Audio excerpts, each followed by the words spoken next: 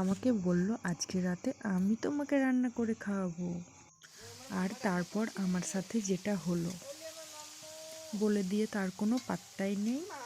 আমি অবশেষে রান্না করতে বসে গেলাম, আর তার সাথে আমার ছোট ছেলে হেল্পার দেখো কীভাবে রান্না করছে।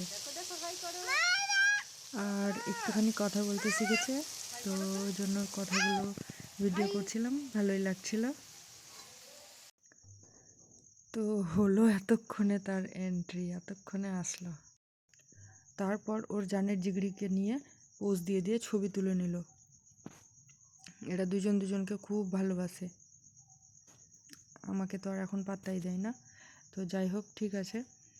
আর এরকমই মাঝে মধ্যে আমাকে বলে তোমাকে ওপরে উনুনে রান্না করে গরম গরম চিকেন কষা খাওয়াবো। তো কার কার বর এরকম মাঝে মধ্যে করে খাওয়াই একটু কমেন্ট করে জানিও। আর বাচ্চাটা যে পরিমাণে বদমাশি করছে, আমাকে বলছে যে একটু ধরো আমি রান্না করি। আমি বললাম যে না, ওকে নিয়ে আমি সারাদিন এরকম বদমাশি করে আর সারাদিন কাজ করি, তুমি করো এবার কেমন লাগে দেখো। তো পেঁয়াজ ভাজা হয়ে গেছে, চিকেনটা ভাজা হয়ে যাবে, তারপরে মশলা দিয়ে কষা কষা হবে।